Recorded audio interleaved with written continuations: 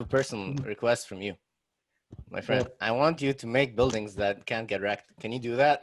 You're an architecture student. I want you to build the buildings that can withstand, because as Julia said earlier, and like it really made me think, is like no building really is safe if Mother Earth gets angry at you, or if anything can happen. You have to prepare. That's one thing. So you have to prepare for what's going to be there. Like explosion is unpredictable. Frankly, it's very like who would have thought that 3,000 tons of nitric acid would have been kept in dormant for 6 years. But I mean, there are ways to build structures that can handle things. In Taiwan, there's this structure. I mean, it's one of the best structures, so they have to have the finances for it. But it's the Taipei 101. It's the 13th or 14th tallest building. It was the tallest building a while ago before Burj Khalifa. And what the curious thing on that one is, it's in the center of a typhoon area, like literally the hub of typhoon, and it's in the center of a fault line. It's in the center. It's Taiwan is known for earthquakes. I've been to Taiwan and I've been here as well. It's known for earthquakes. It's very high chances you will get earthquakes frequently throughout the years. And actually, there was when this was being built, there was an earthquake that happened, and the building stood. During construction? During construction. Wow. Everything that wasn't held together on it, like the cranes and all, fell. Unfortunately, there were casualties. 2 or 3 people did die. But imagine 2 or 3 people died versus if that thing fell, how much would it be? Okay. So there are ways to build structures that can handle what's in your area, like even I'm sure when Julie, Emily and I do our licensing exams, we have to do the tests of, all the 7 architectural tests plus the earthquake test if we're doing California and another state. So we have to prepare for these kind of things. We can't just ignore aspects of the design just because, we don't need to worry about it. It's not in this area. We need to prepare for it. And that kind of instance.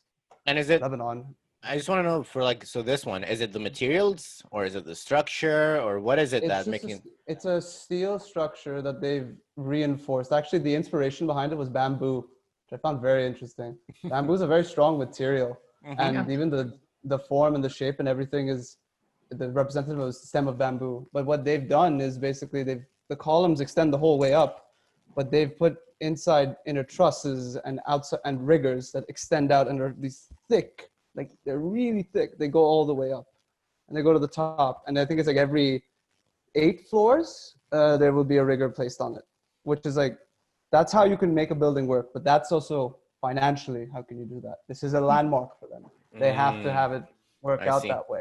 And the places like Lebanon, especially now, the economic crisis is bad. I can't even put it bluntly. Well, what's the cost here? What are you talking about? Is it materials? Is it the construction itself? Or? It's the amount of construction. It's the materials. It's, how you're going to handle it during COVID as well. That's frankly another issue. Everyone's economy's gone down. It's financially, you're going to have a big drain. If anything, this came at no other way to say it. This came at the worst time. Get creative.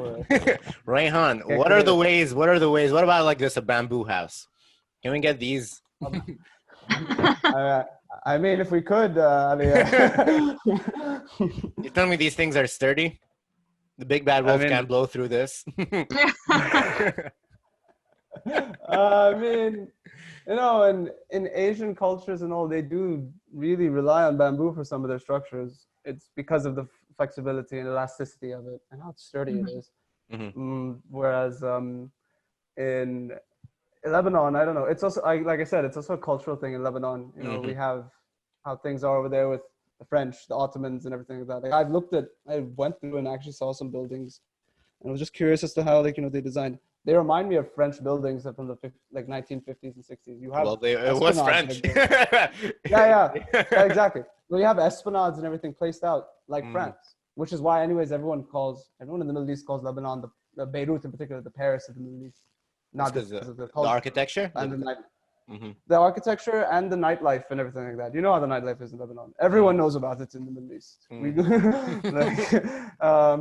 And that is one thing I find interesting. One thing I wanted to point out. There is one nightclub in Lebanon that's quite showed me how, you can adapt towards a negative impact towards a positive thing. If you can look it up, I mean, I think it's called the BO18 nightclub. Oh Yeah. It was, Mhm. yeah. Okay, yeah, you all know it, so I didn't tell you. I mean, the history of what the BO18 nightclub, what the BO18 used to be during the war, and what it's become now is amazing. It's an automated nightclub. Like that, there used to be a Palestinian camp there, and they managed to make that a positive thing. This thing? It's ridiculous. Is this pop it up there? Yeah, it's This is a by club. Bernard. Yes, it's a club. Mhm. Those that roof closes, it seals. And it's Whoa. automated. And everything. Yeah, Whoa. it's by this Lebanese architect Bernard Khoury. He's a very weird guy, but his structures are crazy. Like he really isn't. His work is. How do you something enter this else. thing? It's from down. It's from underground. Underground. Side, we should go. It's interesting though. I feel like in some places, somehow designing for nightlife is like one of the, like something that really just reignites old or forgotten places, or in this case, I guess negatively charged places. Just seeing that reminded me of these ruin bars that Emily and I visited when we were in Budapest. And one was called Szimplán, and it's Hungarian, and I'm not pronouncing it correctly. But if you just look up like Budapest ruin bars, it's these a chain of bars and kind of nightclub spaces, food, drinks, everything that were established in like a series of old ruins. So These I'm not really sure what their purpose was before. Yeah. So in that case,